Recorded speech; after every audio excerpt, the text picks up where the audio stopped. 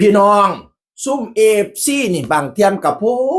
ดพี่น้องพี่น้องจนว่าเต้าหยองได้ออกมาเบาพี่น้องเอ่ยอาจสิบ่เป็นเอฟซีเทดอกเอฟซีเทียนเอฟซีปลอมๆเด้อการเฮ็ดพฤติกรรมแบบนี้เต้าหยองแล้วมาเขียนว่าจังสิล่ะคำว่าขอเป็นมารยาทที่ดีครับ ผมจะได้ตอบว่าได้หรือบ่ได้ครับประสานาบ่แม่นว่ามาดึงข้อผมไปหาคุณตกใจอยู่นะครับบางที่ผมบ่ได้ตั้งโตขอบคุณครับ ขอเขาแน่สิเฮ็ดหยังขอเขาแน่บ่แม่นว่าซากข้อเขาลงไปหาเขาพี่น้องเอ๋ยข้อยก็บ่รู้ลักษณะเหตุการณ์เป็นจังไดดอกแต่ข้อยคาดว่าแล้วอาจสิไปรับเวทีเทิงหน้าเวทีเนาะคนจับมือแน่มอบมาไล่อะไรทำไมแน่อันคนบ่ฮู้อะไรทำไมนี่ก็มาซากข้อเราลงไปจังซี่ให้ขอเราจักหน่อยแน่ขอเราจักหน่อยแน่หอมแก้มได้บ่คะอีหยังได้บ่คะจับมือได้บ่คะก็ว่าไปบ่เป็นซากข้อเขาลงหาหัวเขาด่วนลงพุ่นเด้ โอ้ยโพดพวกบักโมบักแตงจะมาเพิ่นเมาสุราอะไรทำไมกับบ่จักบุนี่ก็ได้ให้เกียรติศิลปินแหน่เห็นว่ากระไดเนาะเขาก็มีเกียรติมีหน้ามีตาเด้เห็นว่ากระไดบ่แม่นว่าแต่เต้าหยองศิลปินสู่ผู้สู่คนนั่นล่ะบ่แม่นว่าคิดอยากดึงก็ดึงคิดอยากซากก็ซากคิดอยากเฮ็ดหยังก็เฮ็ดคิดอยากโดด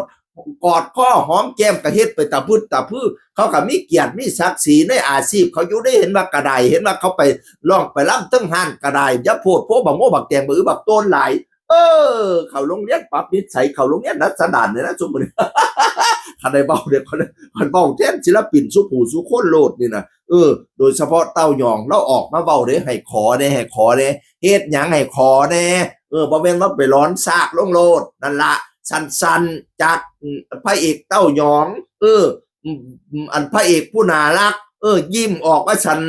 โลกสดใสโลกเบิกบานก็อย่างในตัวร้อยยิ้มของเรานั่นน่ะพี่น้องเต็มศพเต็มปากนี่ให้แต่งองค์ทรงเคียงปั่นเทพบุตรเทพดาเจ้าของเมาสุหลอกสุระมาทางไหนไปซะขอเขาลงจังสันนั่นน่ะ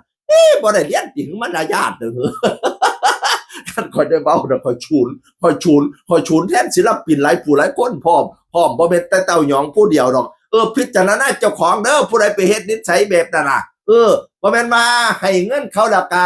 อาศัยอำนาจเงินใบร้อยเงินไปใบเศร้าเงินไปแล้วก็ไปซากข้อเขาลงนั่นน่ะยาสุว่าตัวโพดหลายขันตัวให้เงินเขาก็ได้ให้เกียรติเขาแน่แล้วคนบ่ให้ฮอดเงินซ้ำไปตั้งใจไปซากข้อลงซื่อๆนั่นนิสัยนั่นน่ะพออย่ามาด่าแทนเต่าหยองและศิลปินสุผู้สุคนแล้วล่ะเชียงอื่นคนก็เว้าสู่ฟังสวัสดีครับ